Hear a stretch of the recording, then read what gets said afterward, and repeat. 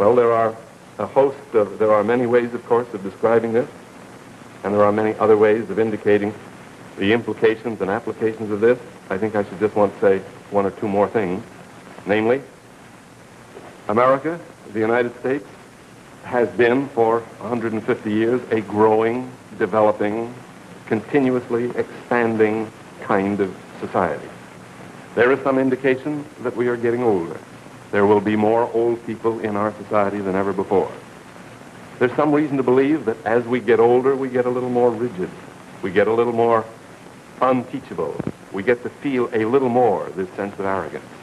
And arrogant people tend not to grow. They tend not to be willing to adventure. They tend not to be willing to keep on going to try something again, because it's much easier to say, it won't work, we know it can't be done, we know it. And in that mood, the mood that says we know it, that's the mood in which it is very difficult to have growth. And growth, it seems to me, in the kind of complicated world in which we live, is something desperately needed. We've interviewed hundreds of people in offices to ask them, what are the personality manifestations which cause you most difficulty in your daily work?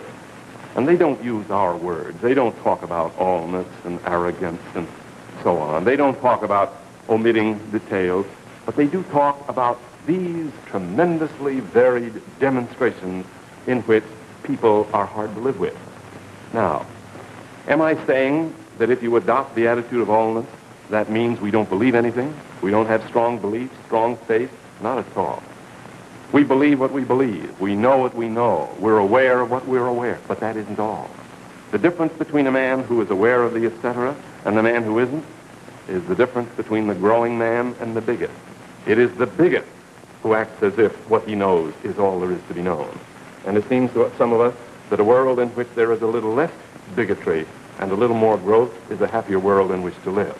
May I close this by reading you a parable that was originally written by William Saroyan and rewritten by Carl Sandburg. It's a parable about a fellow who gets to pawing around a second-hand store and picks up an old cello with one string to it. He takes it home, sits in a corner of his front room, finds a place for his one finger to hold down that one string. Then he saws back and forth with a bow. Hours on hours every day, his patient wife has to listen to him sawing back and forth on that one string and his one finger always on that one place. Weeks pass, and she notices he never once changes his finger from that one place as he saws and saws back and forth on that one string. Sometimes she went so far as to wish he would drop dead and his one finger be loose from the one place where he always held it on the one string. Other times she hoped and prayed he would suddenly realize what he was doing and stand up and smash the cello and throw away the bow, but this didn't happen. He went on playing. You see, he had taught her to speak softly or else. So, one day she said softly to him, she'd watched other players playing the cello, and she went on. They always had four strings to the cello, and more than that, they kept changing their fingers from one place to another all the time they were playing. This, she went on, she'd particularly seen. They never kept one finger in the same place on the one string while playing the cello. He looked at her a slow moment. He laid down his bow and cello. He told her, I might have expected this from you. You're a woman. Your hair is long, your understanding short. Of course the other cello players are always moving their fingers from one place to another. They're looking for the right place. I found it. Now, I should not have wanted you to believe that the General Semantics has an exclusive monopoly on all wisdom. In these sessions, I've been trying to describe some of the things which lead to trouble when people talk together.